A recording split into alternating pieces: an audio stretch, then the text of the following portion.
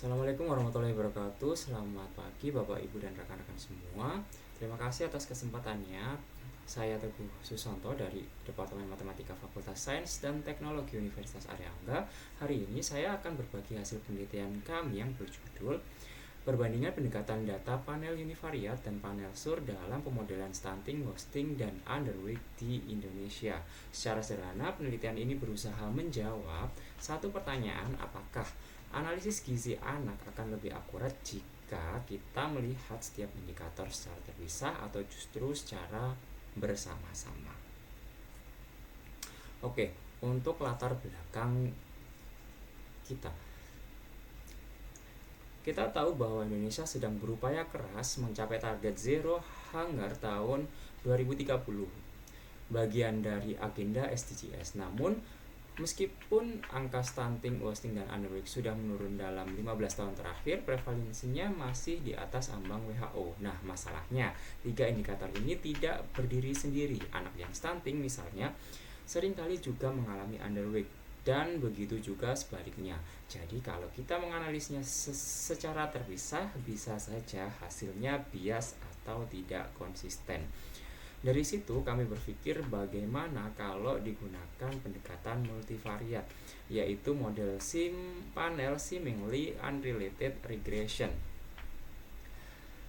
atau yang disingkat dengan panel SUR, yang memungkinkan ketiga indikator ini dianalisis secara simultan. Tujuannya apa? Yaitu kami ingin membandingkan efisiensi dan konsistensi antara model univariat dan multivariat dalam menganalisis malnutrisi balita di Indonesia. Oke, untuk metodologi penelitian kami, data yang kami gunakan berasal dari hasil Riskesdas tahun 2007 hingga 2023, mencakup 34 provinsi di Indonesia dengan total 17 tahun observasi. 3 variabel utama yang kami teliti adalah stunting, wasting, dan underweight. Sedangkan faktor-faktor penentunya mencakup KEK ibu hamil, imunisasi dasar lengkap BBLR, kunjungan K1, dan sanitasi layak. Kami menggunakan 2 model utama, yaitu model panel data univariat, di mana setiap indikator gizi dimodelkan secara terpisah, kemudian panel SUR dengan FGLS 2 arah yang menganalisis 3 persamaan tersebut secara bersamaan dengan mempertimbangkan adanya korelasi antar error term. Sebelum analisis, kami melakukan berbagai uji asumsi seperti multikoliniaritas, heterogenitas, dan korelasi kesebayaan. Untuk hasil analisis utama dari hasil analisis, terlihat bahwa model univariat memang memberikan gambaran umum, misalnya stunting berkurang seiring peningkatannya imunisasi dan sanitasi. Sementara itu, wasting terdapat anomali di mana BBLR justru berpengaruh negatif yang jelas bertentangan dengan logika medis. Artinya, model univariat gagal menangkap hubungan antar indikator yang saling terkait. Setelah kami gunakan model panel SUR,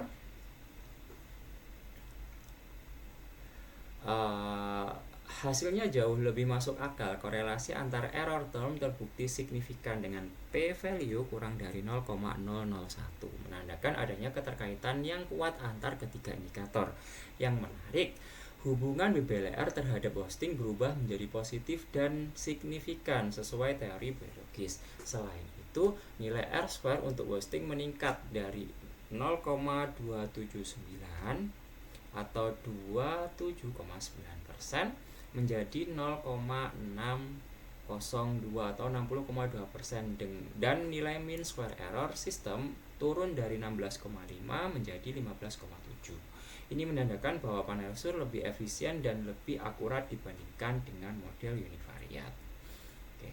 Untuk pembahasannya adalah, disinilah poin pentingnya. Dengan memperhitungkan keterkaitan antar indikator, panel SUR tidak hanya memperbaiki arah hubungan, tetapi juga meningkatkan ketepatan estimasi. Secara substansial, Hasil ini menunjukkan bahwa BBLR adalah faktor yang paling konsisten mempengaruhi stunting dan wasting, sementara sanitasi menjadi variabel kunci yang berpengaruh negatif terhadap ketiganya. Artinya masalah gizi anak bukan hanya soal gizi semata, tapi juga soal lingkungan dan kesehatan ibu selama kehamilan. Dan pendekatan multivariat seperti panel SER ini bisa membantu kita melihat hubungan sistemik itu secara lebih utuh.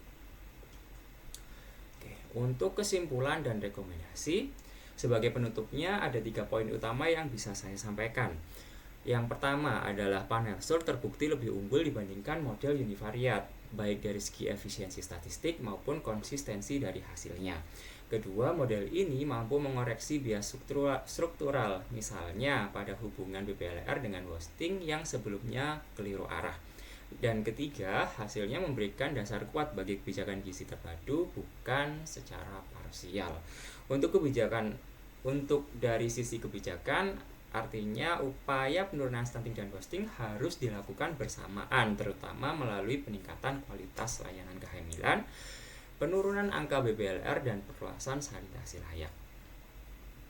Kedepannya, penelitian ini bisa dikembangkan dengan data mikro tingkat rumah tangga atau tingkat kabupaten dengan pendekatan spasial panel agar bisa melihat perbedaan antar wilayah secara lebih mendalam. Demikian paparan singkat dari saya. Terima kasih atas perhatian Bapak Ibu semua. Wassalamualaikum warahmatullahi wabarakatuh.